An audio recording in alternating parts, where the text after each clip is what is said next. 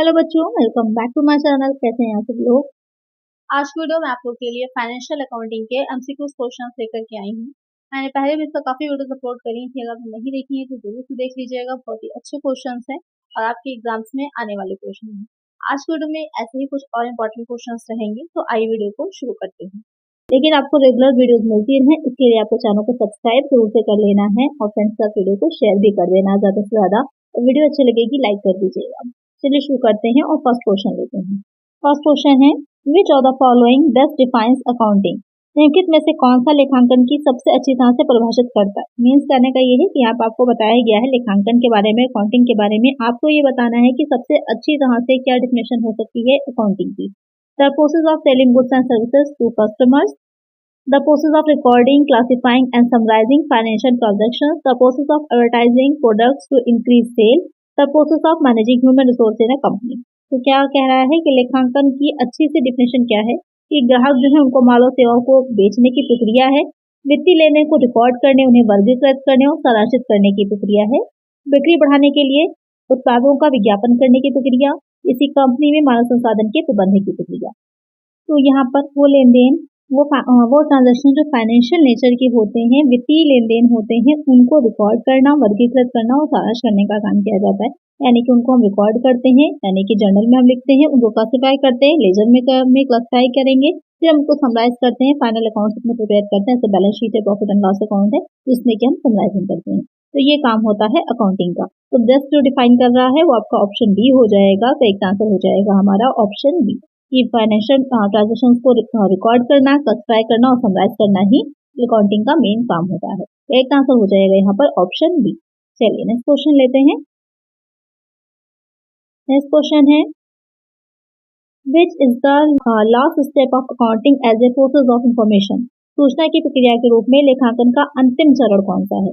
खातों की पुस्तकों में डेटा रिकॉर्ड करना, वित्तीय विवरणों का सारांश तैयार करना, सूचना का संचार, सूचना का विश्लेषण और व्याख्या। बहुत ही अच्छा और इम्पोर्टेंट क्वेश्चन है ये क्वेश्चन आपसे पूछ रहा है कि जब हम लेखांकन का काम करते हैं तो उसकी एक प्रोसेस होती है पूरी, उस प्रोसेस का लास्ट स्टेप क्या होता है, ये क्वेश्चन कह रहा है। तो अभी प्रीवियस क्वेश्चन में आपने देखा ही, वहाँ पर क्या कर रहे थे हम, जो फाइनेंशियल ट्रांजेक्शन हो रहे थे उनको हम रिकॉर्ड कर रहे थे, उनका लेखा करेंगे जो कि हम जर्नल में रखेंगे, रिकॉर्ड कर रहे थे। उसके बाद उसको हम क्या कर रहे थे, क्लासिफाई कर रहे थे। तो रिकॉर्ड करने का काम जो होता है हमारा वो हो जाएगा आपका जर्नल में हम रिकॉर्ड करते हैं, जर्नल बनाते हैं, उसकी सब्सिडरी बुक तैयार करते हैं जर्नल की। जिसकी सब्सिडरी जो बुक होती हैं, जिसमें कि आपकी कौन सी बुक्स आ जाती हैं, जैसे कि आपकी है सेल्स बुक हो जाएगी, परचेज बुक हो जाती है, ये सारी चीजें हम रखते हैं। क्लासिफाई करते हैं, क्लासिफाई में क्या हो जाता है, क्लासिफाई में हम बनाते हैं लेजर जो है हमारा, कि अलग अलग जितने भी हमारे अकाउंट्स होते हैं उनको हम अलग अलग क्लासिफाई करते हैं, वर्गीकृत करते हैं। क्लासिफाई करने के बाद हम क्या करते हैं, ट्रायल बैलेंस बनाते हैं, जिससे कि हम ये भी देखते हैं कि जो हमने लेखे रखे हैं सही है या नहीं है। ट्रायल बैलेंस तैयार किया जाता है। उसके बाद हम उसको फाइनल अकाउंट्स तैयार करते हैं। ये सब काम करने के बाद हम क्या करते हैं, उनका जो फाइनल अकाउंट्स हमने प्रिपेयर कर लिए होते हैं उनका एनालिसिस किया जाता है। और सबसे लास्ट का काम हो जाता है एनालिसिस करने के बाद कि हमने एनालिसिस कर लिया। एनालिसिस करने के बाद हम उसकी जो भी हमने आंकड़े रखे हैं या बनाए हैं अभी तक जो हमने प्रोसेस करी है, उसको जो व्यक्ति इंफॉर्मेशन चाहिए होती है, जिनको जरूरत है, जिनको आगे निर्णय लेना, डिसीजन मेकिंग का काम करना है, उन तक जो सूचनाएं होती हैं उनको कम्युनिकेशन करना। तो सबसे लास्ट वाला प्रोसेस अगर कहा जाए कि प्रोसेस में सबसे लास्ट कदम क्या होता है, तो होता है कम्युनिकेशन का। कम्युनिकेट करते हैं हम, सूचनाओं का संवहन करते हैं। तो यहाँ पर लास्ट स्टेप क्या होगा, कम्युनिकेशन ऑफ इंफॉर्मेशन, सूचना का संचार। ये हो जाएगा सबसे लास्ट स्टेप। तो अब आपको समझ में आ गया होगा कि क्या पूरा स्टेप होते हैं या क्या प्रोसेस पूरी होती है जो अकाउंटिंग का हम काम करते हैं उसकी। बहुत अच्छे से इसको समझ लीजिए। एक ही चीज पूछी जा सकती है, अगर कहा जाए कि रिकॉर्ड किसमें करते हैं तो आपका जर्नल हो गया, क्लासिफाई किसमें करते हैं, लेजर हो गया, उसके बाद हम मिलान करते हैं, वो आपका ट्रायल बैलेंस हो गया, फिर हम फाइनल अकाउंट पर। ट्रायल बैलेंस के बाद एक और चीज आती है, एडजस्टमेंट एंट्रीज भी की जाती हैं कि अगर कुछ छूट गया है या जैसे बैड डेट है, बैड डेट अगर अब आपका बाद में रिकवर हो रहा है, पहले था कि नहीं मिलेगा लेकिन अगर रिकवरी हो गई तो वहां पर हमें एडजस्टमेंट एंट्रीज करनी पड़ जाती हैं। तो आप एडजस्टमेंट एंट्रीज करते हैं, फिर हम अपने फाइनल अकाउंट्स तैयार करते हैं। फाइनल अकाउंट्स में क्या होता है, ट्रेडिंग अकाउंट आएगा, प्रॉफिट एंड लॉस अकाउंट आएगा, बैलेंस शीट आ जाती है। उसको एनालिसिस करते हैं, फिर हम कम्युनिकेशन करते हैं। सबसे लास्ट स्टेप हो जाएगा कम्युनिकेशन ऑफ इन्फॉर्मेशन। तो इसमें आपके बहुत से क्वेश्चन क्लियर हो गए, इसको अच्छे से समझिएगा। बहुत से क्वेश्चन आपके क्लियर हो जाएंगे। कोई भी क्वेश्चन यहाँ से पूछता है तो आप आसानी से इसका आंसर दे पाएंगे। करेक्ट आंसर होगा ऑप्शन सी। चलिए नेक्स्ट क्वेश्चन पे चलते हैं। नेक्स्ट क्वेश्चन है यहाँ पर, the art of recording all business transaction in a systematic manner in a set of book is called. पुस्तकों के एक सेट में व्यवस्थित तरीके से सभी व्यावसायिक लेन देन को रिकॉर्ड करने की कला को कहा जाता है। अभी मैंने ये बात आपको समझाई थी, इस सारी चीजों को रिकॉर्ड करने की बात कही जा रही है, तो वो स्टेप क्या कहलाती है। अब यहाँ से बहुत अच्छा क्वेश्चन निकल करके आ रहा है, ध्यान से समझिएगा। रेखांकन कहते हैं, बही खाता कहते हैं, खाता बही कहते हैं, इनमें से कोई नहीं। तो यहाँ पर accounting, book keeping, ledger, none of these. तो यहाँ पर जो कह रहा है कि हम रिकॉर्ड कर रहे हैं, पहला काम है कि रिकॉर्ड कर रहे हैं। तो जितने भी व्यावसायिक लेन देन का रिकॉर्ड कर रहे हैं, उसकी जो आर्ट है या वो कला है या वो बुक है, वो क्या कहलाती है, उसे हम बुक कीपिंग कहते हैं। इसको हिंदी में पुस्तकालन भी कहा जाता है, ध्यान में रखिएगा, पुस्तकालन भी लिखा हो सकता है। तो आपका जो स्टार्टिंग का काम होता है, यानी कि जब हम जर्नल बना रहे हैं या फिर हम जब अकाउंटिंग का जर्नल बना रहे हैं या फिर जब हम उसके साथ लेजर प्रिपेयर कर रहे हैं, तो वहां तक का काम जो होता है आपका पुस्तकालन कहलाता है, बुक कीपिंग में आता है। उसके बाद जो काम होता है वो अकाउंटिंग कहलाता है। ये आपने पढ़ा भी होगा ग्रेजुएशन में, अपने बीकॉम की बुक्स में आपने फाइनेंशियल अकाउंटिंग में पढ़ा होगा कि पुस्तकालन के बाद होता है लेखांकन का काम, यानी कि कह सकते हैं कि accounting start from where the book keeping ends. जहाँ पर बुक कीपिंग एंड होती है वहां से हमारी अकाउंटिंग स्टार्ट होती है। इस तरह का क्वेश्चन आपने पढ़ा होगा, पूछा भी जाता था एग्जाम में। यहाँ पर एक आंसर हो जाएगा ऑप्शन बी। चलिए नेक्स्ट क्वेश्चन देखते हैं। नेक्स्ट क्वेश्चन है, which qualitative characteristics of accounting information is reflected when accounting information is clearly presented। लेखांकन जानकारी की कौन सी गुणात्मक विशेषताएं तब परिलक्षित होती हैं जब लेखांकन जानकारी स्पष्ट रूप से प्रस्तुत की जाती है। बोधगम्यता, प्रासंगिकता, तुलनीयता, विश्वसनीयता। तो क्वेश्चन यहाँ पे क्या कह रहा है कि लेखांकन जानकारी की कौन सी गुणात्मक विशेषताएं। हर चीज में दो तरह की आपको क्वालिटीज देखने को मिलती हैं, एक होती है मात्रात्मक क्वांटिटेटिव, एक होती है गुणात्मक क्वालिटेटिव। यहाँ पर कह रहा है कि कौन सी गुणात्मक विशेषताएं होती हैं जो तब परिलक्षित होती हैं, रिफ्लेक्ट करती हैं जब जानकारी हमें सही ढंग से स्पष्ट रूप से प्रस्तुत की जाती है। तो कौन सी हो जाएगी, ये क्वेश्चन कह रहा है यहाँ पर। तो हो जाती है आपकी बोधगम्यता, अंडरस्टैंडेबिलिटी। अगर ढंग से सही तरह से आपके पास इंफॉर्मेशन को प्रस्तुत किया जाएगा तो आप आसानी से उसको समझ पाएंगे, अंडरस्टैंडेबल होगी। अदरवाइज वो आपकी समझ में नहीं आएगी। अलग अलग क्लासिफाई नहीं करे गए, ढंग से जर्नल नहीं प्रिपेयर किया गया, डेट्स आगे पीछे कर दी गई, तो वहाँ पर आपको मुश्किल होगा। कुछ भी अगर आप ढूंढ रहे हैं, मिलान कर रहे हैं, ये बाद में ऑडिटिंग का काम होता है। तो ऑडिटिंग में क्या होता है, सारे खातों को जांची तो की जाती है ना, सारे अकाउंट्स की जांच की जाती है। अगर आपने सही ढंग से नहीं रखी है तो वहां पर जांच करना भी पॉसिबल नहीं होगा। तो यहाँ पर करेक्ट आंसर क्या हो जाएगा, ऑप्शन ए हो जाएगा। चलिए नेक्स्ट क्वेश्चन है, use of common unit of measurement and common format of reporting promotes. माप की सामान्य इकाई और रिपोर्टिंग के सामान्य प्रारूप का उपयोग बढ़ावा देता है। तुलनीयता को, बोधगम्यता को, प्रासंगिकता को, विश्वसनीयता को। कंपेरेबिलिटी, अंडरस्टैंडेबिलिटी, रिलेवेंस या फिर रेलेबिलिटी। तो क्वेश्चन यहाँ पे क्या कह रहा है कि जब आप एक ही कॉमन यूनिट का यूज कर रहे हैं मेजर करने के लिए, कॉमन फॉर्मेट का यूज कर रहे हैं रिपोर्टिंग करने के लिए या अपने रिकॉर्ड्स को रखने के लिए, तो उसमें क्या चीज इजी हो जाती है, बहुत आसान हो जाता है। क्योंकि एक बिजनेस आप शुरू कर रहे हैं तो आपका क्या होता है, तो काफी लंबे समय तक चलने वाला है, अनंत काल तक चलने वाला है। एक हम ये मान के चलते हैं ना, ये थोड़ी ना कोई सोच के चलता है कि अगले 1 महीने बाद 2 महीने बाद हम उसको बंद कर देंगे। हम तो यही मान के चलते हैं कि आगे लंबे टाइम तक चलेगा। और ये कॉन्सेप्ट क्या हो जाता है, ये आपका गोइंग कंसर्न कॉन्सेप्ट होता है। आगे आपकी वीडियोस आएंगी तो वहां पर हम कॉन्सेप्ट को भी समझेंगे, सारे जो होते हैं अकाउंटिंग करने के। ये गोइंग कंसर्न कॉन्सेप्ट होता है, ये मान के चलना कि हमारा बिजनेस जो है वो लंबे समय तक चलता रहेगा फ्यूचर में। तो इसमें हम जब एक ही तरह के अपने अकाउंट्स को रख रहे हैं, एक ही तरीका, एक ही फॉर्मेट का यूज कर रहे हैं, तो एक साल से दूसरे साल में कंपेयर करना इजी हो जाएगा। अपने बिजनेस में दूसरे बिजनेस के साथ कंपेयर करना बहुत इजी हो जाता है। तो क्या यहाँ पर हमें देखने को मिलती है कंपेरेबिलिटी, तुल्यता। एक आंसर हो जाएगा ऑप्शन ए। चलिए नेक्स्ट क्वेश्चन है, और ये सब क्या है, ये सब अकाउंटिंग की आपकी ये कह सकते हैं कि फीचर्स हो सकते हैं या फिर आप कैरेक्टरिस्टिक्स कह सकते हैं अकाउंटिंग की, वो हो जाएंगी। चलिए नेक्स्ट क्वेश्चन है, which accounting concept states that all financial transactions should be recorded in the books of accounts and supported by verifiable evidence। कौन सी लेखांकन धारणा कहती है कि सभी वित्तीय लेन देन को खातों की पुस्तकों में दर्ज किया जाना चाहिए और सत्यापन योग्य साक्ष्य द्वारा समर्थित होना चाहिए। लागत अवधारणा, धनमाप अवधारणा, रूढ़िवादी या फिर सत्यापन अवधारणा। तो यहाँ पर क्वेश्चन आपसे कह रहा है ये अकाउंटिंग कॉन्सेप्ट, जैसे कि प्रीवियस क्वेश्चन में मैं बात कर ही रही थी आपसे कि कुछ कॉन्सेप्ट हैं जिनके बेस पर अकाउंटिंग की जाती है। यहाँ पर पूछा गया है कि वो कौन सा अकाउंटिंग कॉन्सेप्ट होगा जिसके अकॉर्डिंग आपको जितने भी फाइनेंशियल ट्रांजेक्शन आप कर रहे हैं उनका रिकॉर्ड आप रखेंगे और किस बेस पर रखेंगे, जो उससे रिलेटेड आपको साक्ष्य मिल रहे हैं। साक्ष्य क्या हो जाएंगे, एविडेंस क्या होते हैं। तो एविडेंस हो जाते हैं जैसे कि आप मार्केट से कुछ भी परचेस करके लाते हैं, खरीद के लाते हैं, तो वहाँ पर आपको साथ में रिसिप्ट मिलती है। तो रिसिप्ट जो होती है, या आपने फॉर्म फिल किया था तो वहाँ पर पेमेंट किया तो उसकी रिसिप्ट आपको मिली होगी। तो वो रिसिप्ट क्या होती है, आपके लिए प्रूफ है कि आपने पेमेंट कर दिया है। तो सेम ऐसा ही रहता है बिजनेस के लिए भी।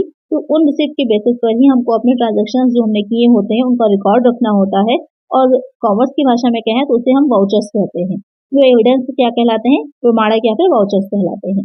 तो ये कौन सी आपकी कॉन्सेप्ट में आता है, ये हो जाता है वेरिफिएबिलिटी कॉन्सेप्ट, यानी कि सत्यापन अवधारणा। तो इससे कि आप बाद में उसको वेरीफाई कर सकें। जब ऑडिटिंग का काम होता है वहाँ पर उन्हीं साक्ष्यों से, उन्हीं जो एविडेंस होते हैं, वाउचर्स होते हैं, उनसे हम मिलान करते हैं, देखते हैं कि जो अकाउंट रखे गए हैं वो सही है या नहीं, जो राशि है अमाउंट है सही लिखा गया है या नहीं लिखा गया, तो उन्हीं के बेसिस पे किया जाता है। तो एक आंसर हो जाएगा ऑप्शन डी। चलिए नेक्स्ट क्वेश्चन लेते हैं। नेक्स्ट क्वेश्चन है, if a trial balance totals do not agree the difference must be entered in. यदि प्रेक्षक संतुलन या तलपट के योग सहमत नहीं है तो अंतर को दर्ज किया जाना चाहिए। लाभ और हानि खाते में, नाममात्र खाते में, पूंजी खाते में, सस्टेंस खाते में। क्वेश्चन यहाँ पर कह रहा है कि जो ट्रायल बैलेंस आप बनाते हैं, जब हम ट्रायल बैलेंस को बना रहे हैं तो वहाँ पर डेबिट और क्रेडिट दो साइड होते हैं आपके ट्रायल बैलेंस के। एक डेबिट हो जाता है, दूसरा क्रेडिट हो जाता है। तो दोनों साइड इक्वल होने चाहिए, डिफरेंस नहीं होना चाहिए। और ट्रायल बैलेंस किससे बनता है, जो ट्रायल बैलेंस होता है वो आपका लेजर में जो बैलेंस निकल करके आता है अकाउंट्स का, उससे हम ट्रायल बैलेंस को प्रिपेयर करते हैं। तो अगर दोनों साइड हमारे इक्वल नहीं आ रहे हैं तो डिफरेंस को कहाँ लेकर जाएंगे हम, तो डिफरेंस जो होता है उसे हम सस्टेंस अकाउंट में ट्रांसफर कर देते हैं। संदेह खाता जो होता है, जो सस्टेंस अकाउंट हम प्रिपेयर करते हैं उसमें ट्रांसफर कर दिया जाता है और इस सस्टेंस अकाउंट को हम बैलेंस शीट में दिखाते हैं। तो एक आंसर यहाँ पर क्या हो जाएगा, ऑप्शन डी। ऐसे तो दोनों साइड इक्वल होने चाहिए, अगर नहीं होते हैं तो वहां पर डिफरेंस सस्टेंस अकाउंट में ही जाता है। एक आंसर है ऑप्शन डी। चलिए नेक्स्ट क्वेश्चन है, the paper containing the evidence of payment is called. भुगतान के साक्ष्य वाले कागज को कहा जाता है। Debit voucher, debit note, credit voucher. तो क्वेश्चन क्या कह रहा है, वो पेपर जो है वो या फिर वो डॉक्यूमेंट जो एविडेंस है कि आपने पेमेंट किया है, भुगतान किया है, उसे क्या कहा जाता है, वो आपका डेबिट वाउचर कहलाता है। एक आंसर क्या हो जाएगा, ऑप्शन ए हो जाएगा। चलिए नेक्स्ट क्वेश्चन लेते हैं, long term assets without any physical existence but possessing a value are called. बिना किसी भौतिक अस्तित्व के दीर्घकालिक संपत्ति लेकिन मूल्य रखने वाली संपत्ति कहलाती है। यानी कि एक ऐसी संपत्ति है तो लॉन्ग टर्म तो है, लॉन्ग टर्म एसेट है, लेकिन जो आप देख नहीं सकते, फिजिकली अवेलेबल नहीं, एग्जिस्ट नहीं करती है, लेकिन उसकी वैल्यू होती है। तो वो संपत्ति क्या है, अमूर्त है, अचल, चालू संपत्ति, निवेश। Intangible asset, fixed asset, current asset, investment. तो यहाँ पर वो एसेट्स जो कि फिजिकली एग्जिस्ट नहीं करती लेकिन उनकी वैल्यू होती है, लॉन्ग टर्म होती है, तो आपकी इंटेंगिबल एसेट कहलाती है, अमूर्त संपत्ति। जैसे कि गुडविल हो जाएगी, गुडविल या फिर ख्याति जो होती है वो आपकी इंटेंगिबल एसेट होती है। तो एक आंसर हो जाएगा हमारा ऑप्शन ए। एक आंसर हो जाएगा हमारा ऑप्शन ए। चलिए नेक्स्ट क्वेश्चन लेते हैं,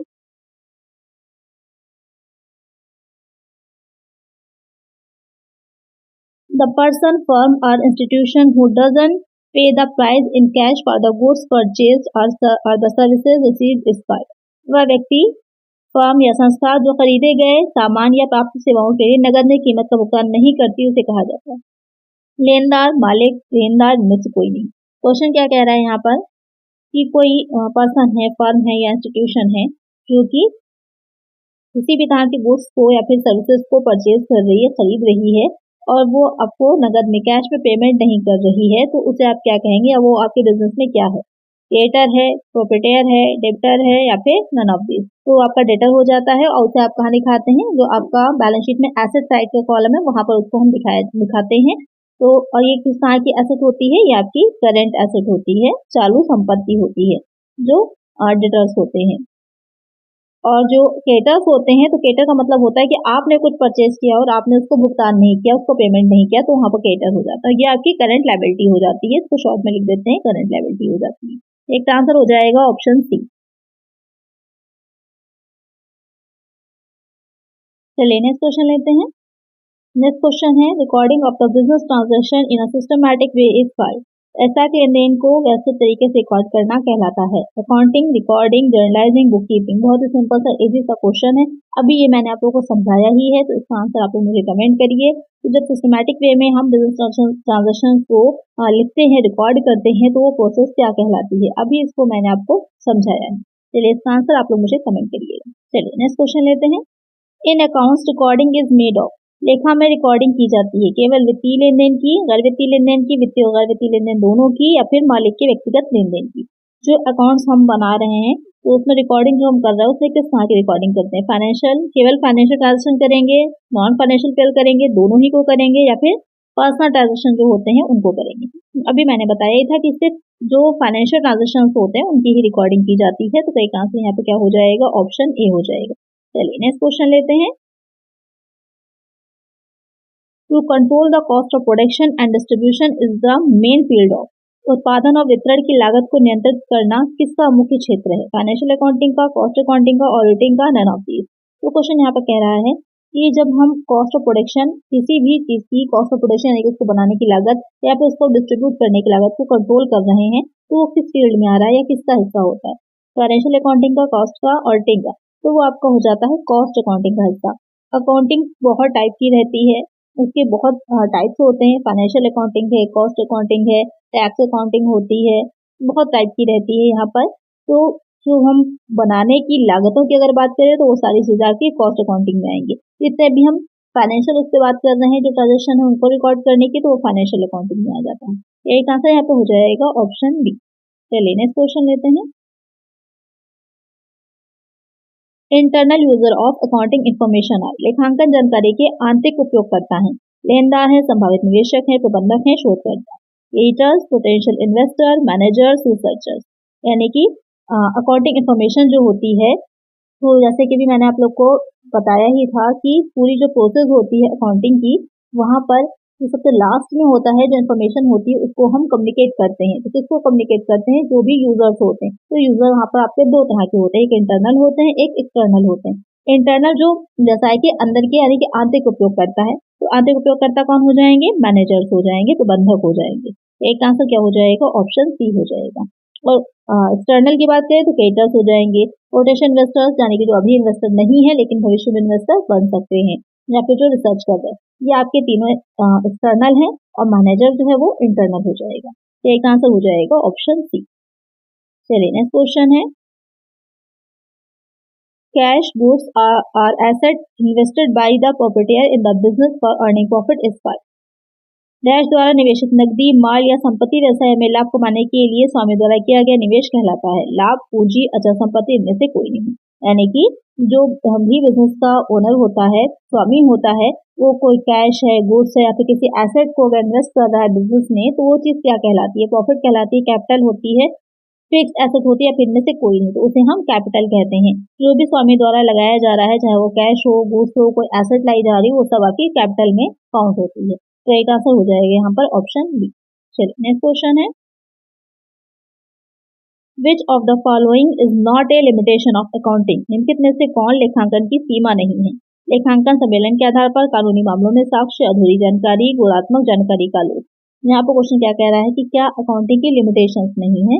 based on accounting convention, evidence in legal matters, incomplete information, omission of qualitative information. तो यहाँ पर बाकी की तीन जो होंगी, कोई वो लिमिटेशन होंगी, कोई एक लिमिटेशन नहीं होगी। तो क्लियरली हमको दिख रहा है कि एविडेंस इन लीगल मैटर, ये उसकी एक विशेषता होती है, उसका एक गुण होता है कि इसको हम जो भी अकॉर्डिंग हमने रखी है, इसको हम एक अपने लीगल एविडेंस के तौर पर यूज कर सकते हैं। लेकिन बाकी तीनों पॉइंट जो है वो लिमिटेशन होती है। तो एक तरह से क्या हो जाएगा? ऑप्शन बी हो जाएगा। चलिए नेक्स्ट क्वेश्चन है। The Pioneer of accounting is. लेखांकन के अग्रदूत हैं आर्थर फील्डहाउस, किटमैन, विलियम पिकर्स, लुकस कैसियोली। यहाँ पर क्वेश्चन कहने का मतलब ये है कि लेखांकन की शुरुआत किसने की थी, या फिर फादर ऑफ भी कह सकते हैं कि फादर कौन है लेखांकन का, तो कौन है वहाँ पर? लुकस कैसियोली हो जाएंगे, सभी को पता है। बहुत ही सिंपल सा क्वेश्चन है ये। लुकस कैसियोली नहीं, जो आपकी अकाउंटिंग है या लेखांकन है या फिर बही खाता प्रणाली कहिए, या फिर कह सकते हैं डबल एंट्री सिस्टम की शुरुआत करी थी। तो एक आंसर क्या हो जाएगा हमारा? ऑप्शन डी हो जाएगा। कब करी थी? तो 1494 में की थी, 1494 में। चलिए नेक्स्ट क्वेश्चन है, द सप्लाई ऑफ गुड्स और services in exchange of money between two parties is known as. दो पक्षों के बीच पैसे की या मुद्रा के बदले में वस्तुओं सेवाओं की आपूर्ति को कहा जाता है। माल लेन देन, सेवा लेन देन, व्यावसायिक लेन देन, क्रेडिट लेन देन। तो क्वेश्चन यहाँ पे क्या कह रहा है कि दो पक्ष हैं, उनके बीच में जो सर्विसेज हैं, गुड्स हैं, उनका मनी के बदले में एक्सचेंज अगर कर रहा है तो वो क्या कहलाएगा? तो आपको बिजनेस ट्रांजेक्शन कहलाता है, व्यावसायिक लेन देन कहलाता है।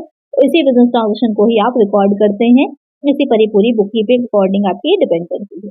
एक आंसर हो जाएगा ऑप्शन सी। चलिए next question, management accounting provides valuable services to management in performing. प्रबंधन लेखांकन प्रबंधन को निष्पादित करने में मूल्यवान सेवाएं प्रदान करता है। सभी प्रबंधन कार्य, नियंत्रण कार्य, समन्वय प्रबंधन कार्य इनमें से कोई नहीं। क्वेश्चन क्या कह रहा है कि मैनेजमेंट अकाउंटिंग, जैसे मैंने भी बताया था बहुत से टाइप होते हैं, उसी में से एक टाइप आपका मैनेजमेंट अकाउंटिंग भी है। तो ये प्रोवाइड्स जो है वैल्यूएबल सर्विसेज टू मैनेजमेंट, ये मैनेजमेंट को कुछ वैल्यूएबल सर्विसेज को परफॉर्म करने के लिए प्रोवाइड कराता है। तो क्या चीज होती है? तो ऑल मैनेजमेंट फंक्शन, मतलब कहने का ये है कि प्रबंधन को जो भी सुविधाएं दी जा रही हैं वो सारे प्रबंधन के कार्य प्रोवाइड कराने के लिए दी जाती हैं, जिससे कि वो अच्छे ढंग से अपने मैनेजमेंट के काम को देख सके। तो एक आंसर हो जाएगा ऑप्शन ए। चलिए नेक्स्ट क्वेश्चन है, डिस्काउंट रिसीव्स आर, प्राप्त छूट है, यानी कि अगर आपको किसी तरह की कोई छूट मिल रही है, जैसे कि आपने कोई भी गुड्स को या फिर रॉ मटेरियल को परचेज किया मार्केट से, तो वहां पर आपको अगर डिस्काउंट मिला तो वो क्या है? विक्रेता द्वारा माल के खरीदार को दी गई छूट। जब हम नकद प्राप्त करते हैं तो कटौती की जाती है। जब हम माल बेचते हैं तो हमारे द्वारा दी जाती है क्रेडिट। इनमें से कोई नहीं। Buyer of goods granted discount by seller, deducted when we receive cash, given by us when we sell goods on credit, none of these. तो डिस्काउंट रिसीव किया है तो जब buyer of goods granted discount by seller, यानी कि जो buyer होता है गुड्स परचेज करने के बदले में उसे सेलर से जो डिस्काउंट मिल रहा है वो गुड्स डिस्काउंट रिसीव में आता है। एक आंसर हो जाएगा हमारा ऑप्शन ए। चलिए नेक्स्ट क्वेश्चन है, the rights and claims of outsider owners against the asset is called. संपत्ति के विरुद्ध बाहरी व्यक्तियों सामयिक अधिकारों दावों को कहा जाता है owners equity, liabilities, equities, none of these. Question क्या कह रहा है कि जो आउटसाइडर्स होते हैं या फिर जो ओनर्स के अगेंस्ट जो होते हैं एसेट राइट्स के लिए क्लेम करते हैं, तो उसे क्या कहा जाता है? तो यहाँ पर वो क्या होती है? उसे इक्विटी कहा जाता है। तो एक आंसर क्या हो जाएगा हमारा? ऑप्शन सी हो जाएगा। तो आज की वीडियो में इतना ही। वीडियो अगर अच्छी लगी है, आपके लिए हेल्पफुल रही है और इसी तरह की वीडियोस आपको आगे मिलती हैं, इसके लिए आपको चैनल को सब्सक्राइब जरूर से कर देना है। कोई क्वेश्चन हो तो मुझे कमेंट कर दीजिएगा और वीडियो को लाइक करना ना भूलिएगा। चलिए मिलते हैं नेक्स्ट वीडियो में। Thank you.